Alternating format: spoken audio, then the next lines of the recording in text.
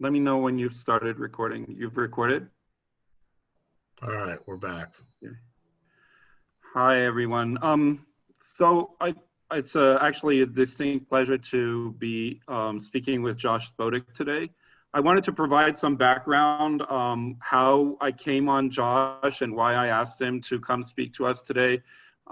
In looking at top leadership qualities, especially what business schools look for, like what Booth looks for in business people or in applicants, I compiled a 14 point list. And I noticed that every single business school emphasizes initiative in their applicants. So I started looking, what does initiative really mean? I mean, I understand results orientation, there's lots on team leadership, lots on problem solving, lots on change leadership, but it turns out that there's actually only one book on initiative and taking initiative, and it's Josh that wrote it. So it's a great pleasure for us to be able to speak with him today. During the presentation, just note, please keep on mute. If you have questions, put them into the chat, and Shamas and I will be monitoring those. Josh will be asking interactive questions, and Eric will answer them or respond to them to keep the flow simple. But there will be plenty of opportunity to go into questions afterwards. And so Josh, you can take over. Thanks so much. Great. Thank you. And let's see if I can share my screen. I got to stop share first. Okay. You should be able to do it now. Great. So let's see if hopefully the starting slide is going. Okay. And I can see a couple of people on the right. I hope everyone can see everything. And I want to thank everyone for coming on a Sunday morning there, afternoon here. And I'll just jump right in. I want to point out, I'll make the slides available. Peter, if I just give them to you, can you distribute them to anyone who wants them? The slides? We'll distribute everything afterwards, Shamas and I, and we'll also distribute the recording. Okay, and my goal is to go for about 40, 45 minutes and take questions at the end. I don't have anything scheduled after this, so I can stay longer if people want, but I'll try to keep everything within that time. And I want to start off by thanking Shamas and thanking Peter for making this happen. I love when all I have to do is show up and just start talking, and that's what I did here. And I know that that means someone did a lot of organizing in the background. So thank you to Peter and Shamas for that. And also for finding me, Peter. And we've had wonderful conversations as well. And I'll say, thank you. And so I'll say a few things about myself. Just for background, I'm not sure if people have gotten a chance to look at my background. Feel free to, hopefully after we finish here. But if you go far enough back, I have a PhD in physics. There I'm working on, I guess, getting my PhD. I helped build a satellite that's still taking data, orbiting the planet right now. I left academia to start my first company based on an invention of mine, and it did very, very well. There for My Mom is my first mention in the Wall Street Journal. You might also notice this is January 2001, and soon after this, there was a recession in 9/11, and so things were very difficult. I got squeezed out by the investors and realized I wanted to keep starting businesses, went back to get an MBA, perhaps looking a bit like I did when I got the PhD, but that's the good picture, so I'm using it twice. Since then, actually, that's where I first learned that there were classes in leadership. I didn't know that before and didn't think that you could learn to lead any better.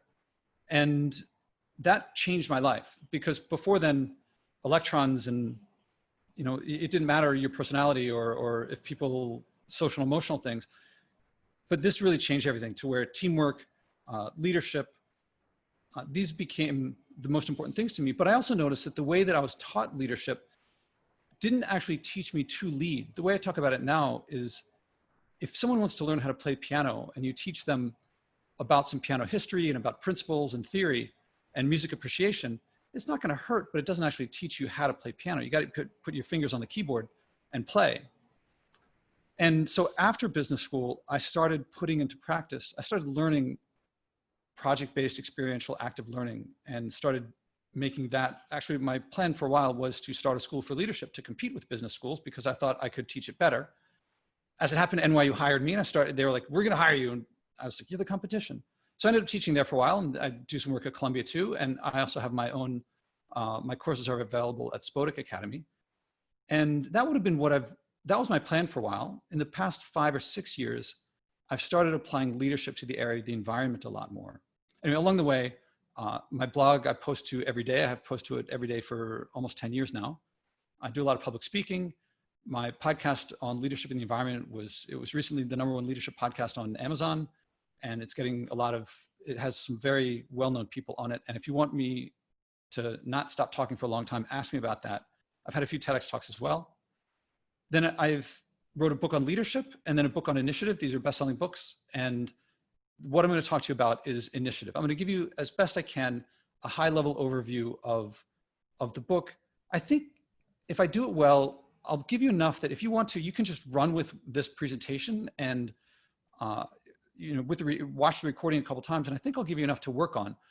But I really want to show you the principles, because even if you don't take initiative to, say, start a business, that's what most people do, but it could be to start an initiative within a company. You don't have to leave where you are to take initiative.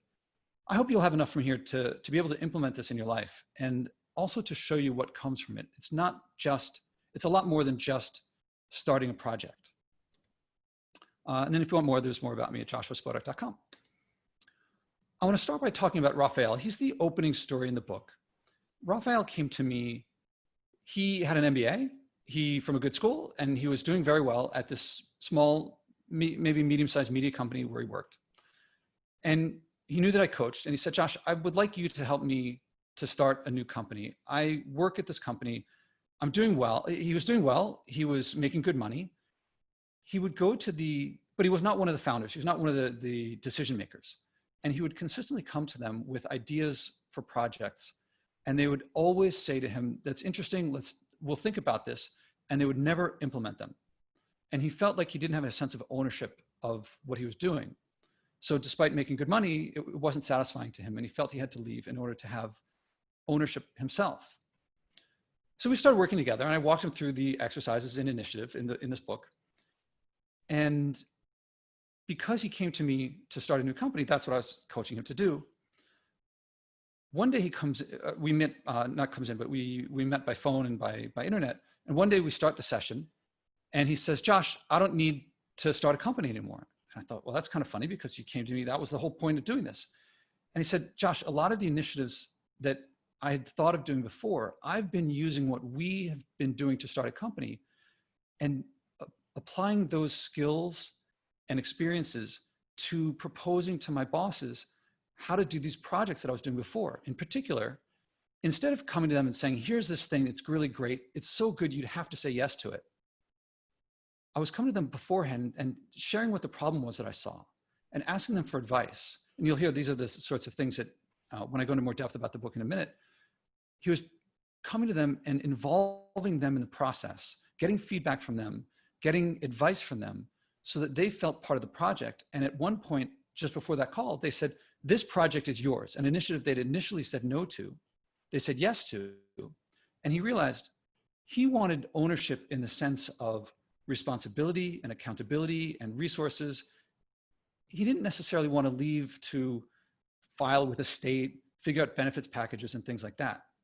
So as it turned out, they gave him a project that became his project, and he loved doing that without ever leaving his company. And he had the sense of ownership that he wanted. He didn't have the shares, but actually the big thing was that because he liked this work so much, he gave more, and he was able to finish his work an hour or two earlier every day.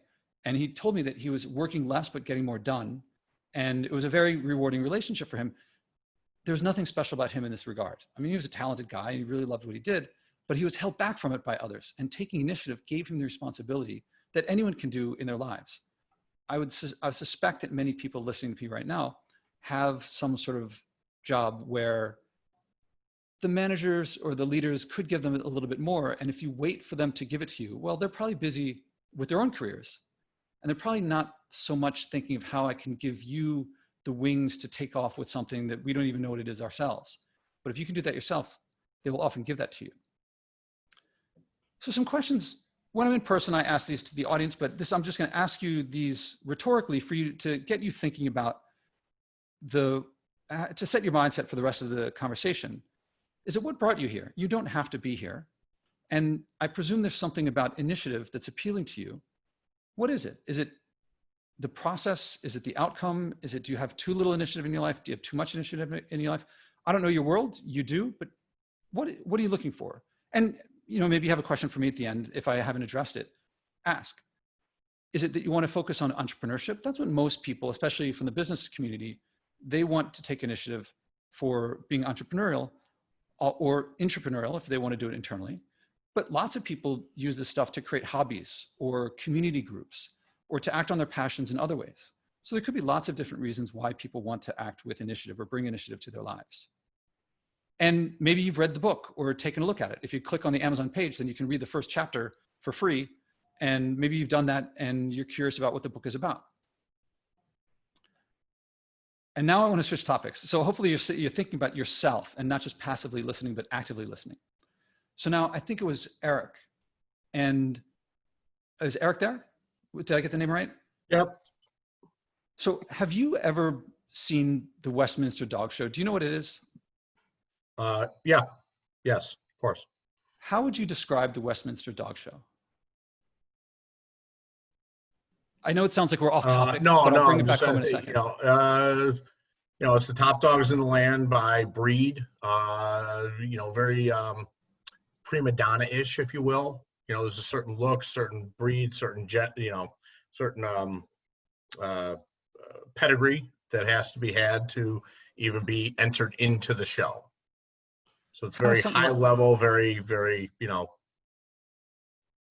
very almost prima donna-ish, right? It's very exclusive. Kind of something like that. Something like that. That's even a little extreme, to be honest, but yes. So that actually is a Westminster Poodle. Yes. Okay. So I heard prima donna, I heard special, and that's what most people describe, how people describe the Westminster Dog Show. And I think of them, the dogs, like they trot jauntily around, and the owners, it's not even the owners who are around there. It's like these trained people who show off the best, the best of the breed. There's a curious thing that, like in the hunting dog division, the one that wins is not, they have no idea if the dog can hunt. It's not if the dog can hunt. It's if the dog looks like their definition of a hunting dog. Right, what a hunter should be, not if he's skilled. Yeah, what a hunter should look like, actually. Correct. And I want to contrast this Westminster Poodle with my dog, Jake. And this is a picture, this is a scan of a picture from the 70s. And Jake was, he would run around and get in the mud. I doubt they would have let him in the building for Westminster because he was not trained, but I loved Jake. And as far as I could tell, Jake loved me. And we would run around and play together. And it was a very different experience than a Westminster Poodle. I believe, and I can't say for sure, that if the only way to own a dog was to treat it like a Westminster Poodle and be that prima donna, like, I think not many people would have dogs. For some people, Westminster is perfect. They just love it. And I don't know if people have seen the movie Best in Show. Some people really like that life and that kind of having a dog and that kind of relationship. But I think most people prefer something like what I had, or something very different, which is to run around and play with them. Even if the dog doesn't look so great, Jake was really fun. The reason I bring this up is that in my experience, we have, whether intentionally or not, turned entrepreneurship into the Westminster Dog Show. That there's a certain way, people sometimes say the dog and pony show, but almost literally, that people really, there's a certain way that entrepreneurship is supposed to be. And we've seen shows like Shark Tank, for example, where they're judged on this appearance. And we don't really know, in the Westminster, they have a relationship with the funding sources, the sharks, we see it for a few minutes, it's up to a few hours. That's really not a lot of time to understand who the person is running this business, who is this investor. But this is what we have a lot of. And I wouldn't mind if it was just a showy kind of thing, because that's right for some people.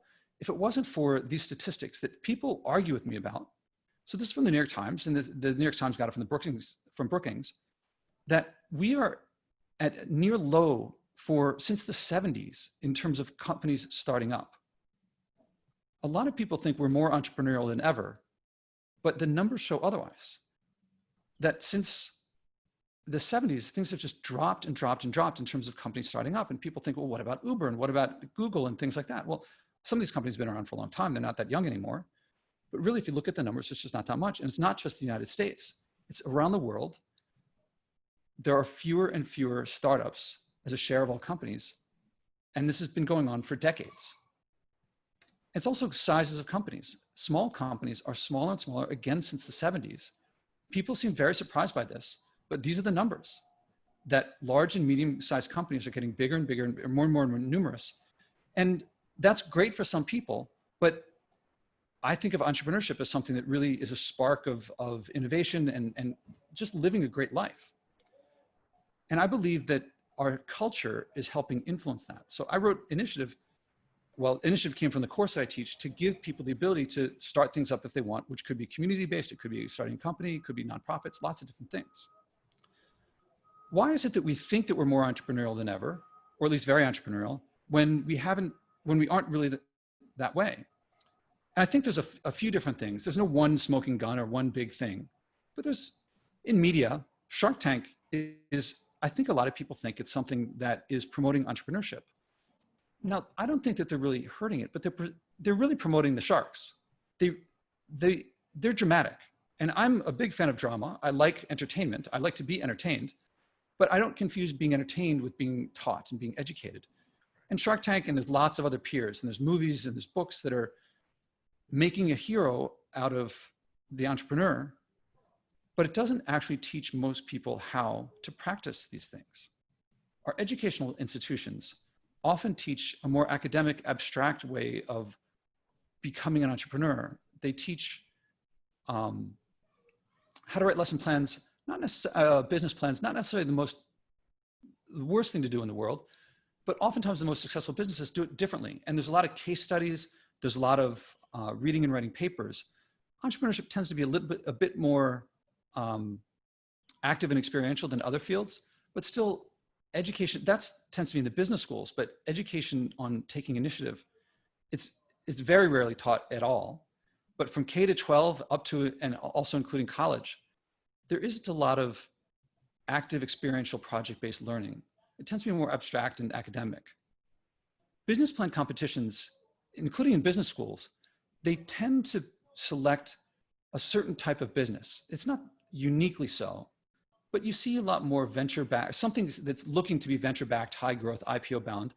The business plan competitions are generally funded by venture capitalists or industry places that they like to see if 1,000 people start companies in a different area and they can select a few dozen or a few hundred that they can fund.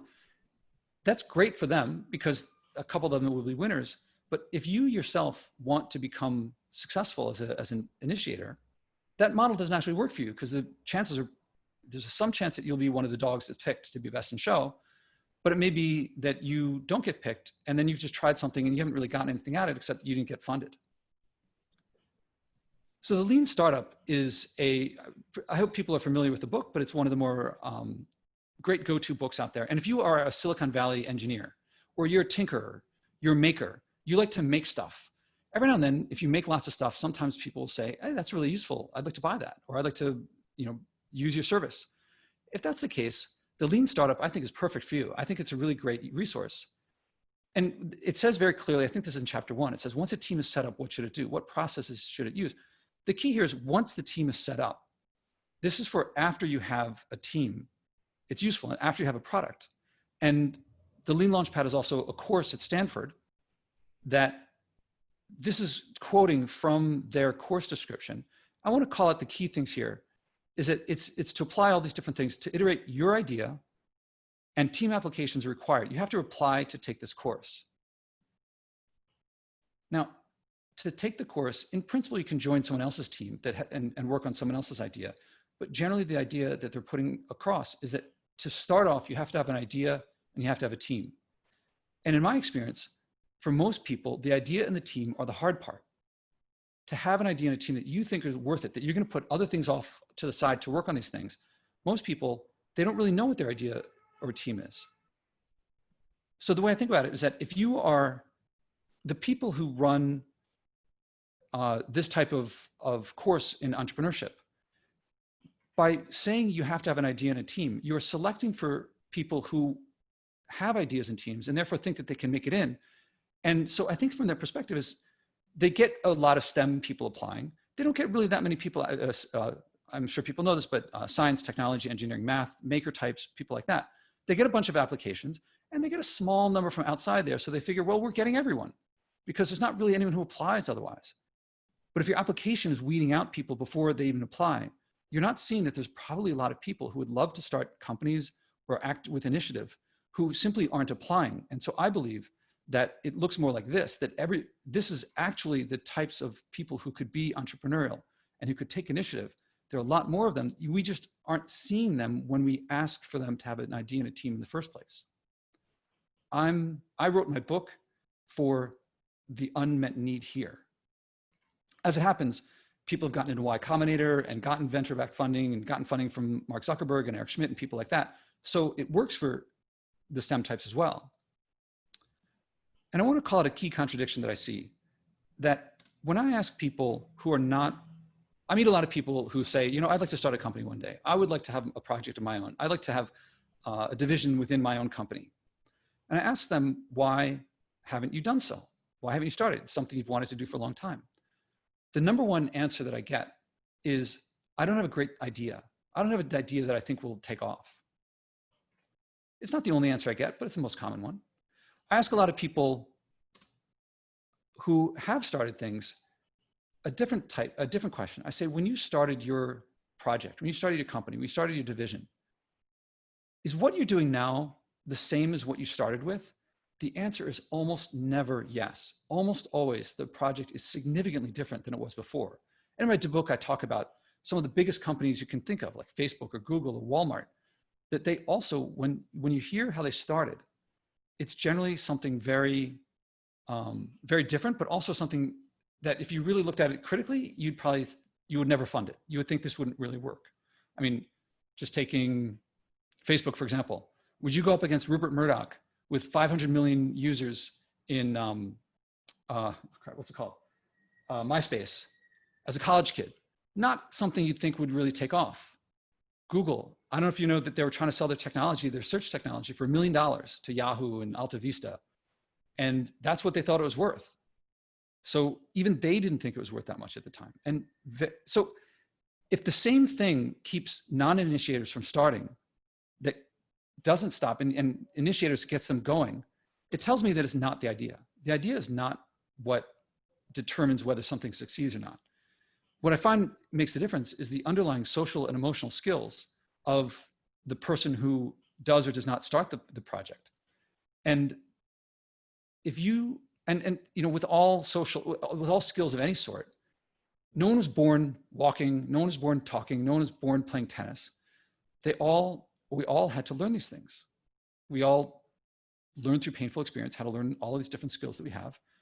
And we know how to teach social and emotional skills the same as we learned how to teach any other skills, which is practicing the basics. Maybe you know other ways, but this is a way that is tried and true that I've found that works, is to give people the basics to practice, to develop social and emotional skills like you learn any other skills. If you want to learn to play the piano, you play scales. That's the basics for there.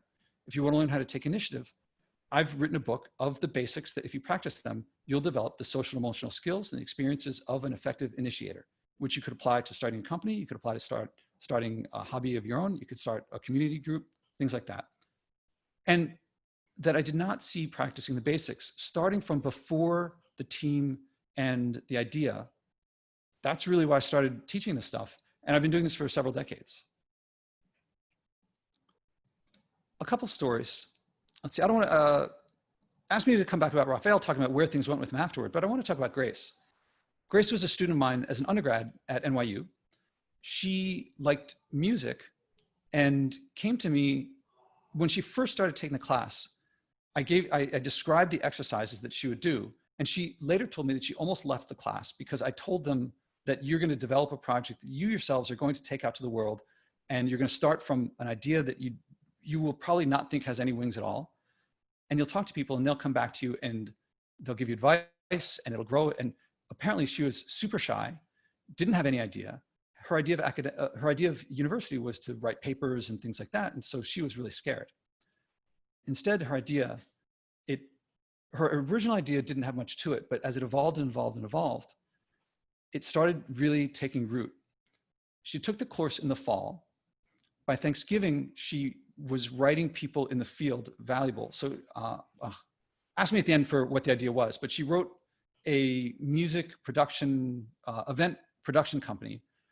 And they said, you know, we've had an idea like that before, but we didn't have any resources to work on it. If you want to come and work on it, feel free. So she came in and went to their office, knocked on the door. The guy who answered the door was the founder of the organization, said, yeah, if you can get this idea working, go for it. And she met more people. And by Christmas, she had the idea taken root. She was the lead on it. Over winter break, she started making it happen. By spring semester, the idea that she had she'd come up with, they'd refined it a bit, but she'd put the web page up on their site to implement their thing, and it was oversubscribed by graduation. And so she went from having zero idea, in fact, scared of doing anything at all, to running a project within an organization that was really one of her dream organizations to work in. And she would never go back. In fact, she was invited to speak at Harvard on this. She was invited to speak at many different places. And she could have done, like anyone could do this. She was super shy at the beginning. Sorry, I couldn't go into a lot more detail, but ask me questions if you want to know more. Jonathan was another student of mine. He was an adult who took the course as a adult education course. He had a law degree from Penn and was making multiple six figures a year. And a mentor of his said, you know, why don't you take a class? He didn't feel fulfilled with what he did. He was making a lot of money doing corporate stuff, but he didn't really like it. So I sat in my class. I didn't know who he was. And he started creating a project that was actually to help people in bankruptcy. Apparently it's become very, very expensive to declare bankruptcy. And he wanted to help people. And he created this online way of basically a very simple way of going through the bankruptcy process that cut out the lawyers a lot. And this nonprofit ended up becoming in Y Combinator. And it was voted a couple of years ago by the ABA, the American Bar Association, as one of the top applications, one of the top apps. And it was something he had no idea that he could do before. And, you know, he had gray hair. It was a project that he could have done at any time, but he didn't really have the social and emotional skills to do it. But they weren't that hard to develop in the process. I've actually just recently spoken with him. He's moved on to the next project, which is to work on legal immigration and do a very similar, what he did there in bankruptcy, to apply, to cut out how complicated and how lawyerly it's become. And now that is getting a lot of attention as well. Going back to schools, in my experience, and I hope your experience was different, but from K to 12, schools taught me, or they said to me, these are the subjects to take. This is what to know in each subject. This is how to show what you've known, what you know. At college, I could pick a major. Within the major, I had a few choices of classes, but by and large, it was very little choice of my own as to what I could do. And what that meant for me was that they told me, this is what's important. This is what's valuable. And that stunted me from learning for myself what I considered valuable, what my passions were. I never had to think about that, and I never could think about that. The result was that when I graduated, you know, getting the PhD, like I loved and still love physics, but I didn't realize what options were available to me. And so I just kind of followed the path that was ahead of me. Most of my students I teach undergrad all the way up through gray haired. I teach corporate in their offices. And when I give people projects to work on, over and over and over again, people kept choosing projects that halfway through, they would find that they didn't really like. And this was a weird thing for me. Why did people keep choosing projects that they didn't like? And eventually I learned that they were mostly picking things that they would think other people would like. Either their parents would like it, maybe it was a popular thing in the media. You know, for years, I kept seeing people doing blockchain apps. Now, blockchain apps are certainly popular. I mean, I don't know how popular they are now, but at the time they were very popular. They were in the news, things like that. It's possible that a lot of people out there really just love blockchain apps, but I think it was more that it was really popular, that they thought it might make a lot of money, but not necessarily that they would really love what they did. And for a long time, I would try to find out if I could help them pick something that they would really love first. And ultimately, I came to realize that most people don't really know what they like. To some extent they do, but it's usually down below. And when they actually get the chance to work on something they really like, they often choose something that what I would call down here, passing fancies. This diagram is in the book, and it talks about most people, if you think of the things in life that are kind of interesting to you, most things tend to be passing fancies. They're distractions, they're shiny things. They're things that you read the news and you think, oh, I'd like to work on that. Would you really like to work on that? Maybe, maybe not. But we don't really know because we don't really work on these things. So there's a lot of things in life that are kind of interesting. There aren't that many long-term hobbies or things that we really like to do. There's some, but there's fewer things that we really care about. Things that when push comes to shove, we'll choose to do these hobbies over watch Game of Thrones. I presume Game of Thrones is a passing fancy for a lot of people. Maybe not, I didn't watch it. There are very few life passions, things that if you start now, you might still love doing it 5, 10, 15, 20 years from now. These are rare. And one of the big lessons that I learned in helping people work on projects that they ultimately love is that because there's so many more passing fancies than there are great life passions, when you first start working on something, almost always what you work on is going to be a passing fancy. Just the numbers show it that way. And also a lot of us, the things that we care about most, we tend to protect ourselves. Like we don't mind failing on something we don't care about, but if it's something we really care about, we often don't try the things we care about the most. There's still great value on working on a passing fancy because it gives you learning by experience. You don't know when you start working on it that it's passing fancy. It might be something you really love. But if it's something you care about a fair amount, working on it will give you the skills to work on it and bring you to success. And it will develop in you sensitivity. Here's something that happens to a lot of people when they take my course. They're about halfway through and they say, I could really make this happen. If I make this happen, wait a minute, I'm going to start doing something. I could succeed at something I don't really want to do. And because they have an expectation of success, that makes them more sensitive to hidden things inside them, latent things that they've shoved down because they didn't want to fail at something that they really cared about. And they become sensitive to something, there's this other thing that I really would like to work on.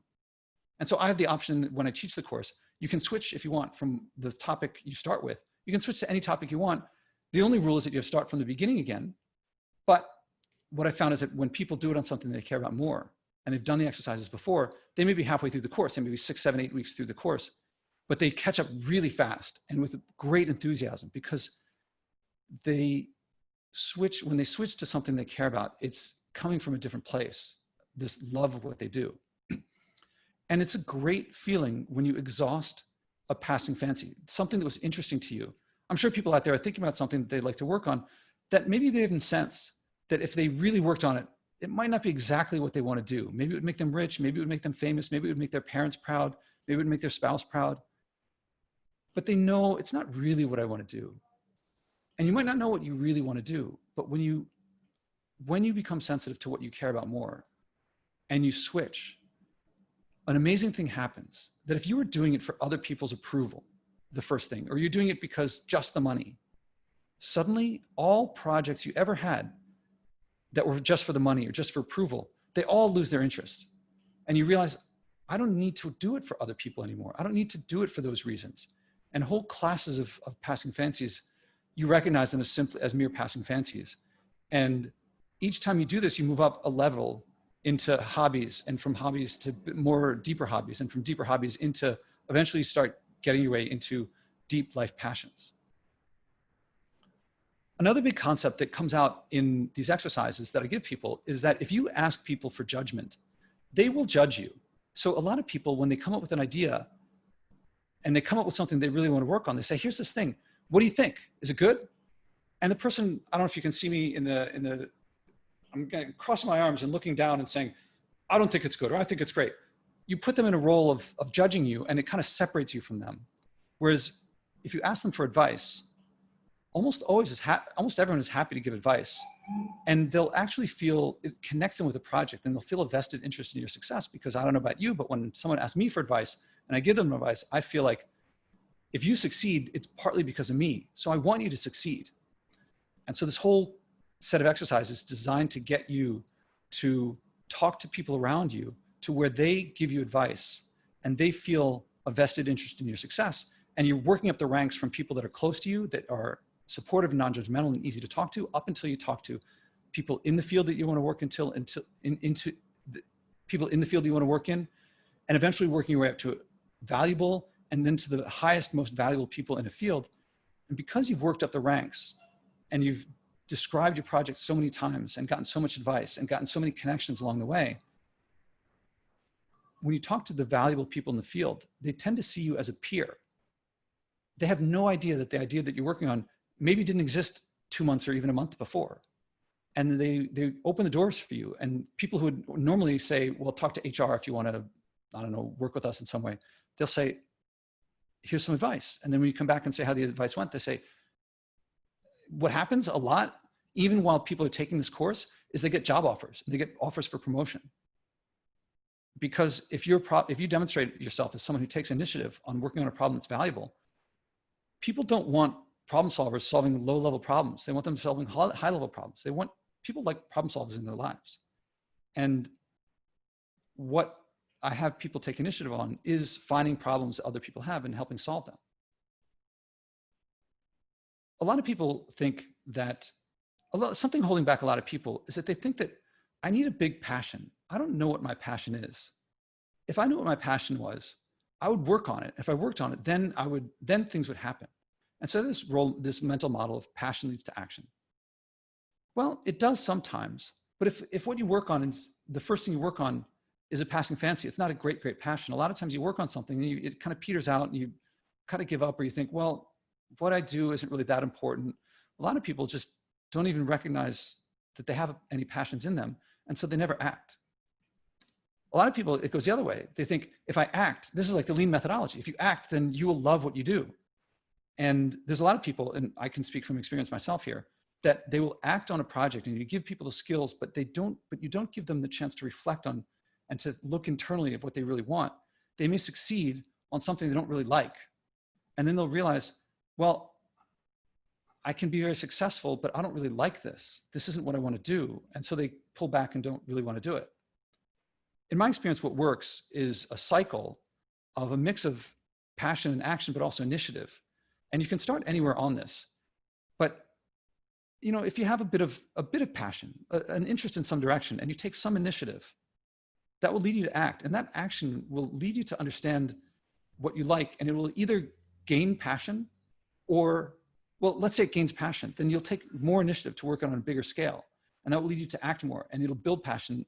And you'll go in the cycle. And it will build and build and build. If it happens that you don't like, if you find that you've acted and then suddenly you've reached the limit of a particular passion, in the process of developing the skill, as I mentioned before, in the process of developing the skills, experiences, and beliefs, you develop this sensitivity to other passions, and you'll jump onto a different cycle or the same cycle with a different passion. And so that people that take my course and people who go through these exercises, they tend to jump onto more and more passions and take more and more initiative and take more and more action, and it builds and builds and builds instead of shuts down. And that's something that I like getting to have happen in people's lives. So do I have time to tell the David Allen story? Have me come back to the David Allen story in a second if I can, because I want to finish up before 1:15 and take time for questions. But if you guys want to hear the David Allen story, let me know.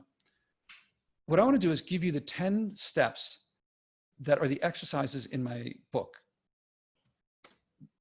It begins, and I'll try to give it enough that you could, one, do these things if you wanted to, just from this presentation.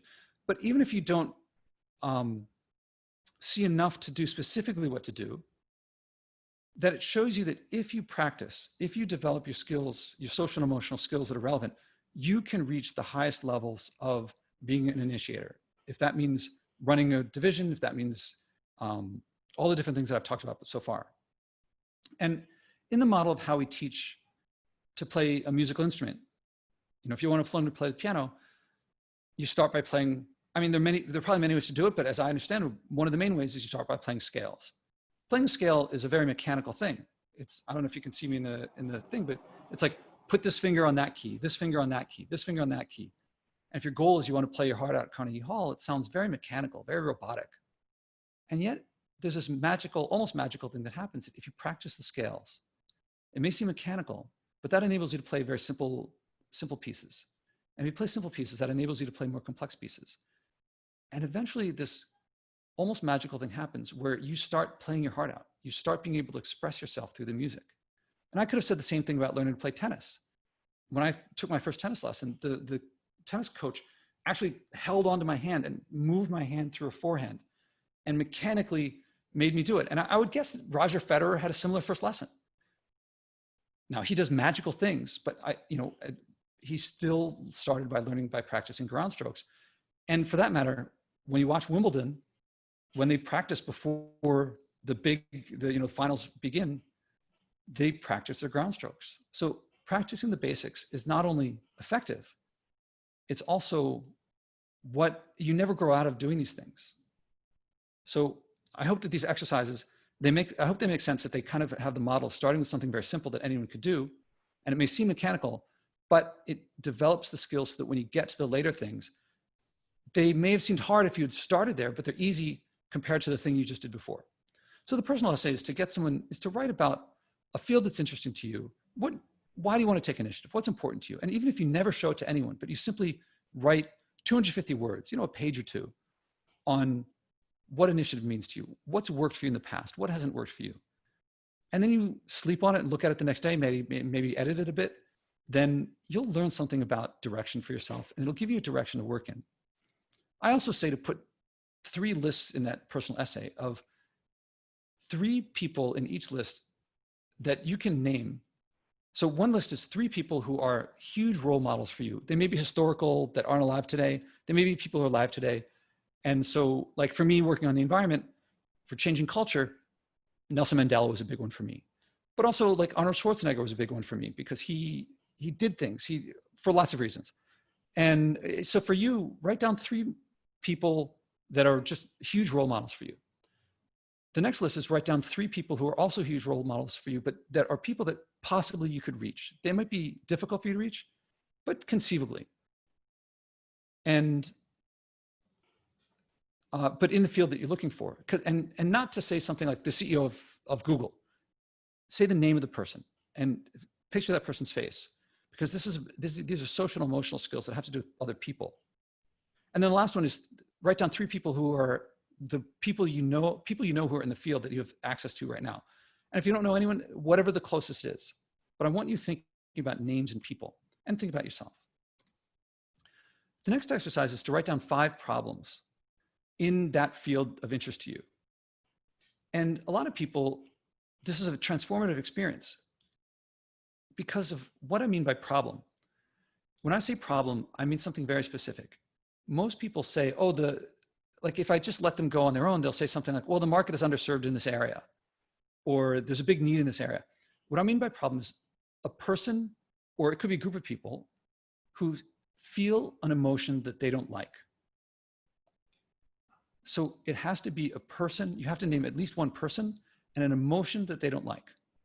So a lot of people you may think that, they lack some service that I have. But if they don't know that they're lacking it, there's no feeling that they're missing out. So you have to find a problem that they have. And this is a very interesting, an emotion that they feel that they don't like. And then to write down for each problem a rudimentary solution. And the solution doesn't have to be workable. It doesn't have to be practicable. It just has to be something that you can describe to someone else, because the output of this stage is to have 5 problems and solutions that you can show to other people. And the next stage is to do that, is you're going to talk to 5 close contacts, people who are supportive and non-judgmental. They might not be people who know the field that you want to go into. The point is not that they're going to give you great advice, but you're going to practice with them, and you're going to describe the 5 problems and 5 solutions, and you're going to ask them each for advice. So 5 pieces of advice and a vote. So at the end of this exercise, you will have spoken to 5 people, and each of them will have given you 5 pieces of advice, which could be 5 pieces of advice for one thing that they'd like the most, or it could be 1 piece of advice for each, doesn't matter, and a vote. And you can take their votes, and you can veto their votes if you want, But from the output of this is you've improved some of the projects, and pick one. So from now on, you're gonna have one project that's the project that you're working on. It may be that you switch later, but you wanna have one that you're working on that's of some interest to you. And the next stage is to do something similar that you just did with those 5. But now with just one of them, you're gonna go to 10 friends and family members. This takes a bit of time to organize things, but each conversation may be only 5 minutes. And you're gonna describe to them, no big presentation. You're just gonna say in a few sentences, hey, I'm working on this project. I wonder if you could give me some advice, and describe the problem and describe the solution, and get 3 to 5 pieces of advice from each of these people. It may be that you'd like the advice and you implement it. So the second person you talk to, the third person, may get something different and evolve from the first person because you took their advice. But maybe they give you advice and you don't think it's useful. That's fine. You didn't pay anything for it. It took you a couple seconds to hear it. So you'll get some advice and you'll implement it, and you'll get some advice and not implement it. But at the end of this stage, you will have, your idea will evolve, and you will feel closer to that idea than you did at the beginning. And also here's a great thing to end each conversation with, is ask them, is there anything I didn't think to ask that's worth talking about? That's question number 1. Question number 2, is there anyone you know that knows more about this than you do that you could put me in touch with that could help me with this? Now, most of the time when it's just friends and family members, they don't really know that many people. They don't really have some great insight, but you're practicing here, because when you're talking in later stages to people who are valuable people in the field, you're going to get amazing nuggets of wisdom and amazing connections. That's not when you want to be practicing those things. That's when you want to be good at those things. So you practice with the friends and family. So when you're doing it with the very well-established people, you've done it before, you know what you're doing. Now you have this project that's pretty well evolved. The next stage is to talk to 5 people who feel the problem, 5 people who suffer in some way, who feel something that they don't like. And you go to them, and the output of this is you're going to ask them, you're going to describe your problem and solution, and you're going to say, is this something you feel? And here's the big question. What's it like for you? How would you describe this problem? And take notes, because the output of this one is 5 times, I want you to write down the experience of other people feeling this problem. Because even if it's a problem you know yourself, your experience is unique and everyone has a different one. And when you hear it from other people, a lot of the stuff what they say is going to be ad copy for you or sales copy for you later. A lot of it is you're going to get someone say to you, when's this going to be ready? I want to buy your service. I want to buy your product. And that level of connection, that level of inspiration, I mean, you'll feel inspired because you're going to want it ready for them. And I can't describe how much things take a different feel at this stage when people do it. The next stage is to repeat stage 4, but now it's with people close in your field. But now you've also had a better sense of what the problem is. And to ask these people for advice, it's going to be the same thing you did in step 4, but the level of answers are going to be much more meaningful to you. The next stage is a visual model. It's to write down a couple circles on a piece of paper. And this is a little hard to describe here, but you're going to write my project in the middle. And then you're going to write your buyers, your sellers, your other team members, your investors, and all the different people who are affected by it. And you're going to draw the relationships. This is kind of the bar napkin description of it. Something about making a visual model clarifies things and makes things work in a way that not doing this, it's a simple, fun stage. It's kind of like writing an outline before you write a paper. But this is also input for the next stage, which is to write 2-year financials. So you guys all went to business school, so you know how to write a P&L to go out roughly 24 months, depends on your business. It does not have to be perfect. This is a very quick and dirty thing. Something about doing the numbers reveals stuff about the company about the project that you never would have found otherwise. But it also shows you what the big assumptions are, what your business or your project really matters, what really, the example I usually give is if you want to start a restaurant, a lot of people think food is the most important thing. What's the menu going to be? When you do the numbers, you realize salaries, real estate, much more important than you thought. And most people up until this stage, they think this is such a great project. It's going to make the world such a great place. When they do the numbers, they see, oh, it might not be profitable. I might lose money. I got to figure out how this works. And change the numbers all you want, as long as if you say, my first numbers, the sales weren't so great, I'll boost the sales a little bit. That's fine if you can justify it. And you have to force yourself. If you think, oh, my first time doing this, I thought the sales weren't going to be that high. I'm going to raise them. All right. Does that mean you have to spend more time? Do you have more time to spend on it? Are you going to have to hire more salespeople? Do you have to put that in the budget too? This is an iterative process. And if you do it enough, then you really know your business well.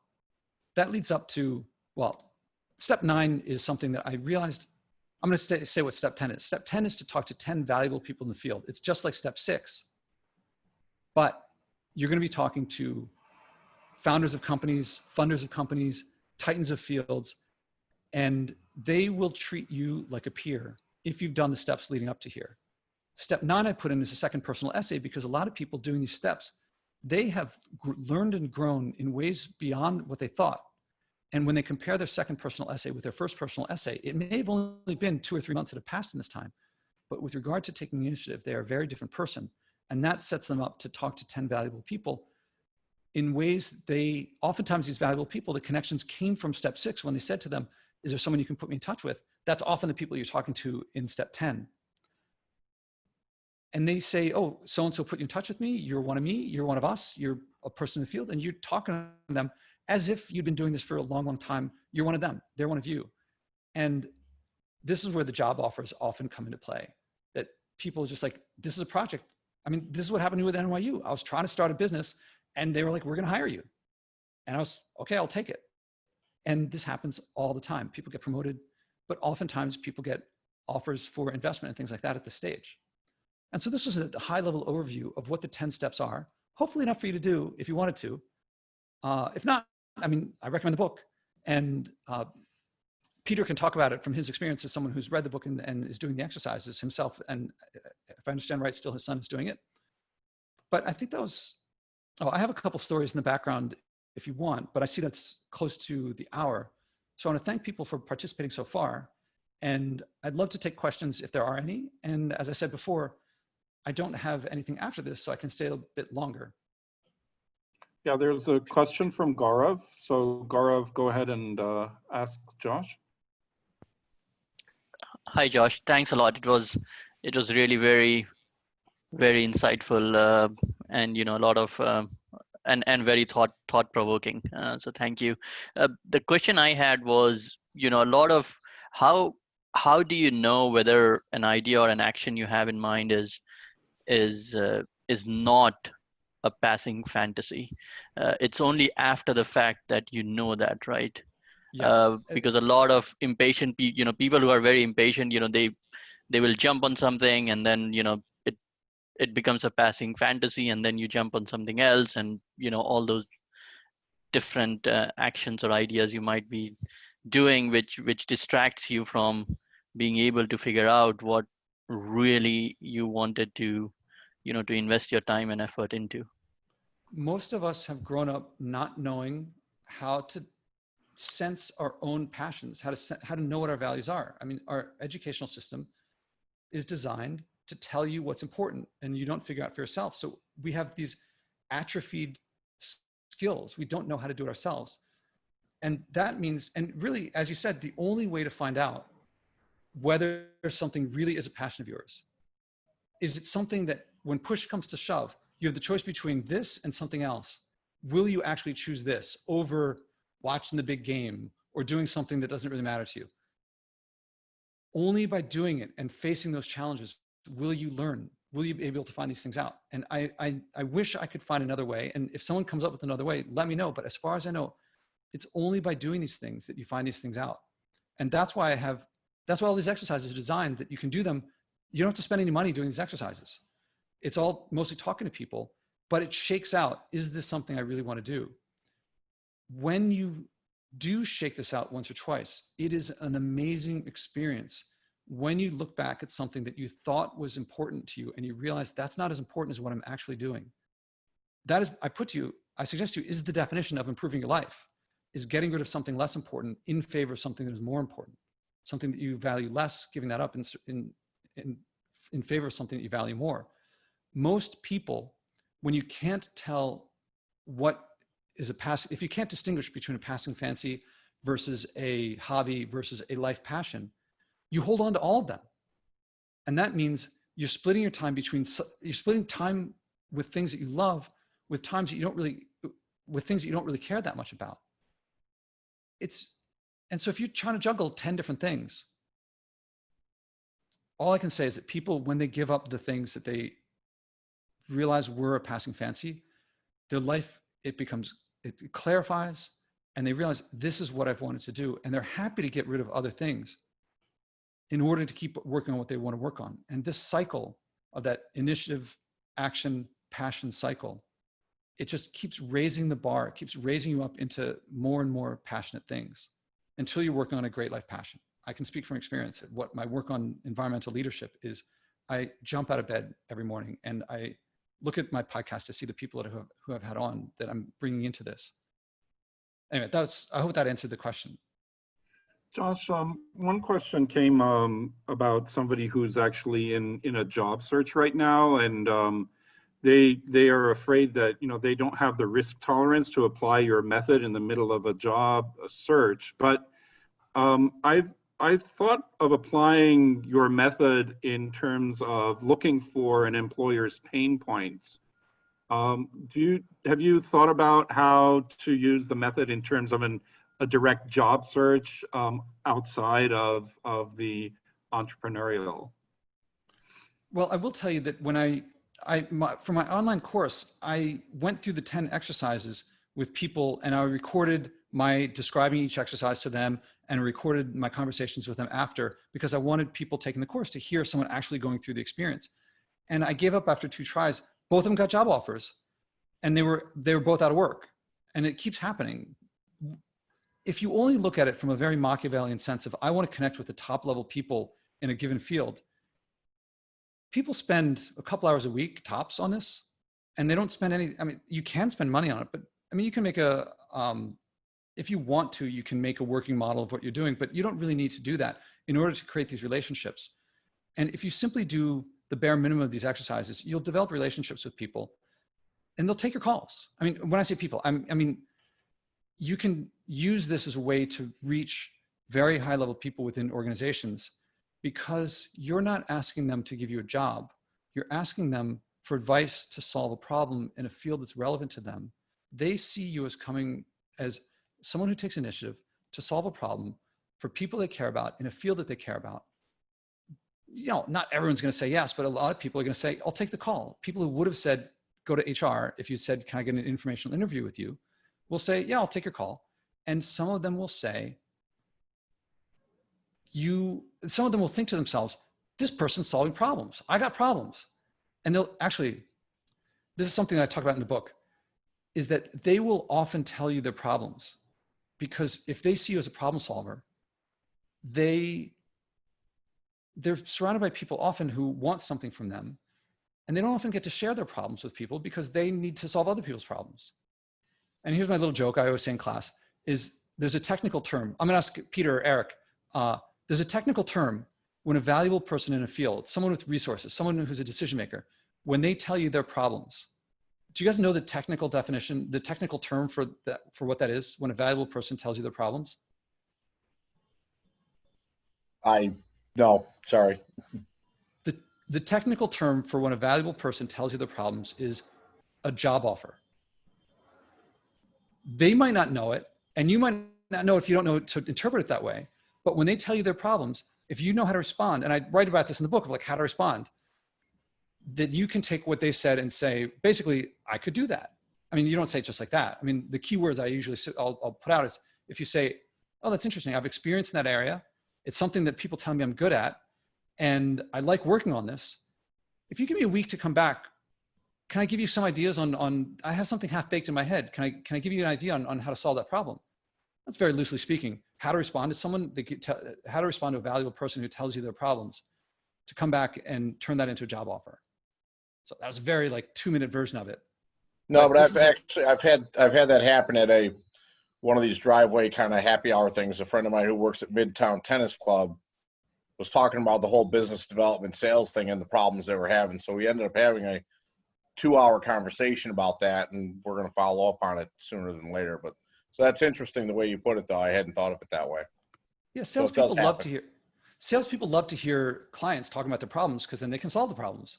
Well, you're selling your labor. If you hear about their problems, then you know how to promote yourself. You know whom to talk to.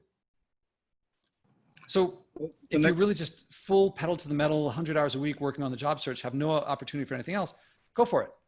But if you want to meet very important people and present yourself as a problem solver so that they will take your calls, at least put you in touch with people, this works and it doesn't cost you anything. The next question is from Paul. Paul, go ahead and ask directly. I think you'll be better able to articulate it. Okay. So, hi, Josh. Thank you. It's a great talk. You mentioned this atrophy of skills, I think is the word you used. And my question is that a new thing? Or because you also, I think, attributed it to our educational methodology and approach. So is it a new thing? And if so, why? And if it's not a new thing, why? And has it been holding the culture and us back for a long time? Now, here I can't speak of having done, I live across the street from a firehouse, and apparently there's a fire. Sorry about that noise. But my impression seems to be, certainly with helicopter parenting, that it's increasing, that students are not doing as much as or children are not doing as much as they used to. And snowplow parenting says that, parents are clearing paths for kids to do things. I can certainly tell you that when I teach undergrads, they've never taken a class like this before. I mean, a few have, but it's the rare exception where they actually go out and talk to people and actually do something that could make the world better by whatever their standards are. So and they really love it. They eat it up, but it's rare. Going back in time, I don't know how different it was differently. I know that we are moving more and more to teaching to the test, and filling in bubbles on a form is not taking initiative. My impression is that we are increasingly becoming more compliant and complacent, which I'd say is more the opposite of initiative. And I would guess that going back in time, I mean, trades, there are other countries that have, like, trades are more respected and they have more education in this area. But even then it tends to be less taking initiative. My impression is that it's getting more and more like this, but it doesn't take much to get you out of this. I've said I teach undergrads up to seasoned executives. I actually once taught a summer program for high school kids at NYU.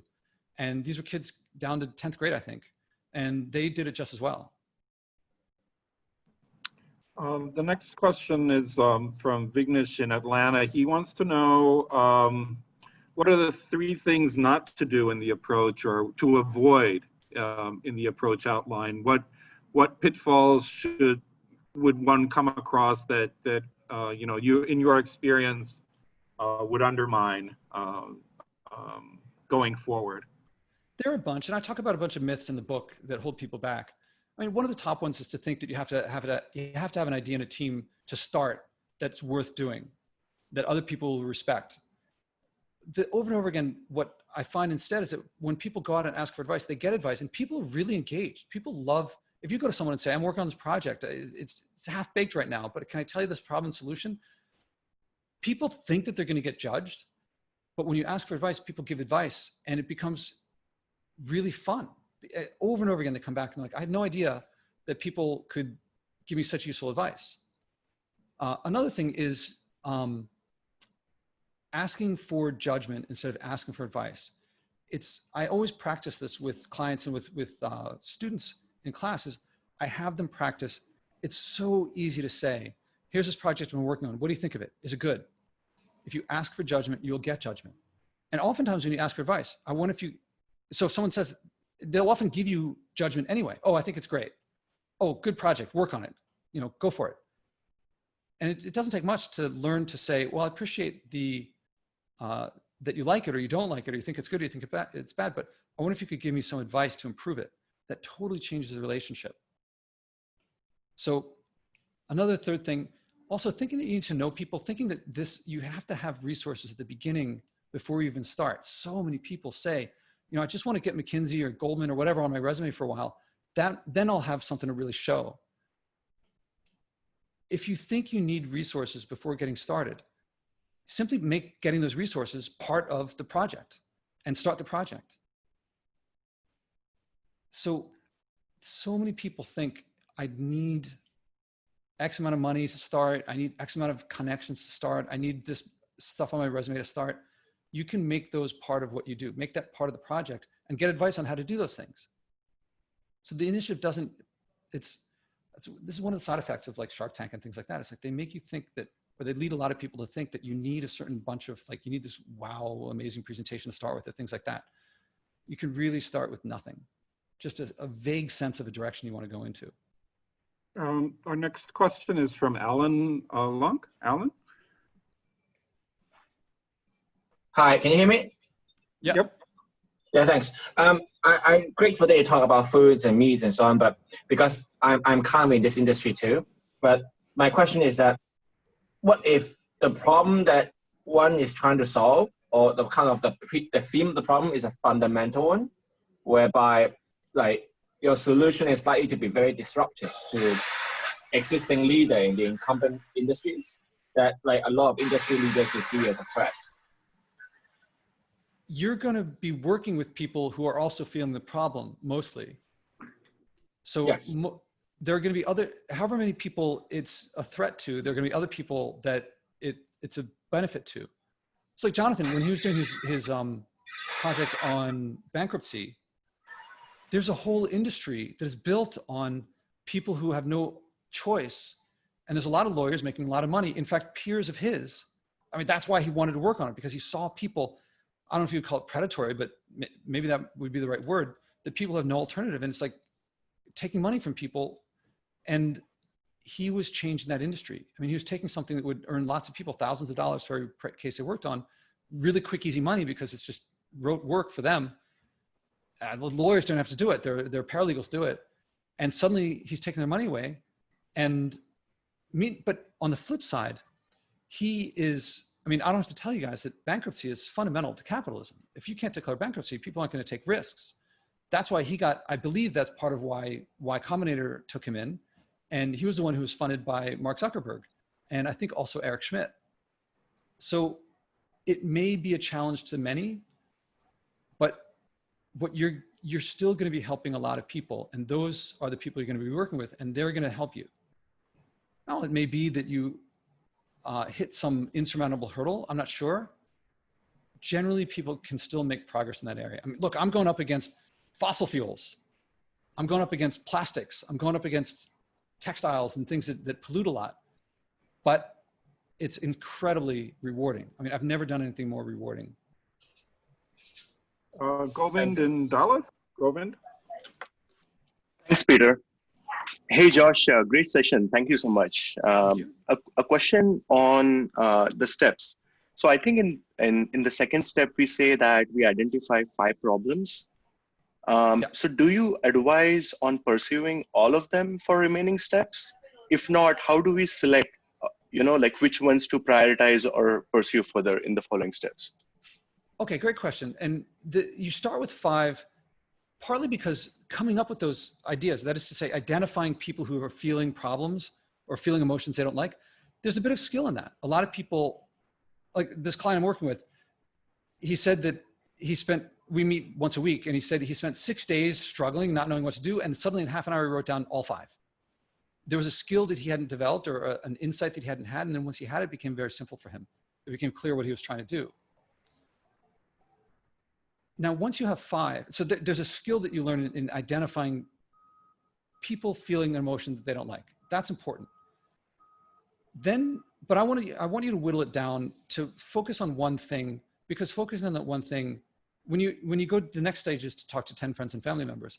If you talk to 10 friends and family members and you're talking about 5 different things, it's way too watered down.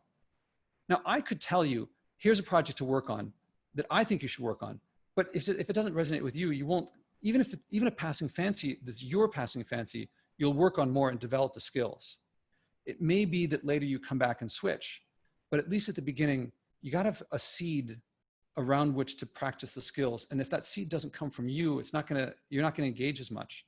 The way I often describe it is, if you want to learn to play the piano, maybe ultimately you want to play jazz, Maybe ultimately you want to play classical, maybe you want to play pop, maybe who knows what you want to play. You still want to start with scales. So I'm gonna ask you, this exercise is to get you picking something to work with. Now maybe you start classical and it turns out you prefer jazz. Okay, you switch to jazz later on, but you got to start with something. And so the stage is to first pick 5, but then narrow it down to 1. Work on that for a while, knowing that you can switch if you want. So I think that we are done. If anyone else has a question, now is your opportunity. The only other question I had so far was, is your list outside of the slides here, is it available elsewhere other than in your book? Is it on your blog somewhere, or? I would recommend they buy your book, of course. I didn't pay him to say that. He's not a plant. It's on the slides. It's a good question. I'm sure I've written it in my blog somewhere. I have something like 4,000 blog posts. And so it's probably in there somewhere. And actually a lot of the chapters in the book, I would kind of write them out and make the blog posts along the way. But the book is the main place where the book describes, it doesn't just have a list like that. It has each item is its own chapter with here's what to do step by step, in the sense of like when you teach someone to play piano, this finger on that key, this finger on that key, this finger on that key. You don't want to leave any doubt as to what's to happen. So it goes into significantly more depth. It's not just like write a personal essay. It gives specific instructions as to how to do each exercise so you're not guessing. Thanks. I'll send the slides around afterwards anyway. And so we'll bundle the slides up with the recording, and then I'll let Shamus take it out. Yeah. So no, thank you. Thank you so much, Josh. Yeah, no, and thank you, Peter, for arranging Josh to come on. Josh, I know we have. I don't know if we have questions. I'm sure people are thinking, and it's a wide group, not just boothies, but other folks as well that joined. So one, thank you so much, because I know it's a Sunday. I know you're a busy individual, but thank you so much, because I personally learned a lot. I got a number of WhatsApp messages also thanking me, or thanking Peter, complimenting your presentation. And I think you'll have a lot of us reaching out to you on LinkedIn to connect with you, maybe reaching out for your questions. I had a number of people tell me they would love to take a class from you. So maybe that can be arranged. It's all by Zoom now. Yeah. Yeah. So we can figure something out. No, thank you so much for coming. We'll send the recording out. No charge, of course. I can see Paul laughing. I don't know if he's still on. And we'll send the slides out, and you can connect with Josh on LinkedIn. As you can see, he's somebody that's very approachable, answers questions, lots of insights. And then I do want to let people know that we have Pam Schilling due up the weekend of the 11th. And then after that, we have a lady by the name of Nancy Lee. I'm probably crucifying her last name, so I'm just going by the first name and the middle name that I have. And Pam Schilling is a boothie like us. She actually is a PhD now, and I forget what it's in, but she actually was somebody that Malia recommended, and I reached out to her, and she has given us a selection of 4 topics. Josh, you're more than welcome to join. I'll have Peter send it out to you. She has a selection of 4 topics. She focuses on job searches and helping people prepare for case studies and interviews. And she works primarily with the booth community. I believe the career services offices have reached out to her as well in the past to facilitate classes. And so she's agreed to come on and talk to us. And there's going to be 4 topics that we're going to post in the WhatsApp. So pick one of the topics. And then the last weekend, or the weekend of the 25th of July, we're going to have Nancy Lee come on. Nancy Lee is based out of Boston. She's been here for 10 years. She's a lady from China. She's actually somebody that works exclusively with product managers. So she will provide coaching to people. If you want to become a product manager, what are the classes you need to take? What do you need to say on your resume? She uses her connections to help place people as well. She was referred by Michael Sanborn, and Michael and Olga have both worked with her, and they've got good reviews, good feedback for her. And so she's also somebody that's pretty smart, that will be on that weekend. And then we're gonna probably see if Josh can come back after that, maybe in August, but or we'll look for somebody else. So with that, Josh, any last thoughts before we close out for a Sunday afternoon? Well, gratitude and thanks to you for putting this together and arranging a group. The questions I thought were great questions. You can probably pick up that I'm deeply passionate about this, and I took initiative to act on initiative. This is the output, the result of taking initiative in my life. And if this leads you to take initiative in a way that you wouldn't have before, keep in touch. Please let me know. I just put my email in the chat box. It's also on the slides. And I'd love to hear how things go. If I can answer questions, great. If you just want to say this worked, I'd love to hear that too. Yeah. Thank you very much. Thank you. Thanks so much, Josh. It was a privilege. Really appreciate it. Yeah. Have a great week.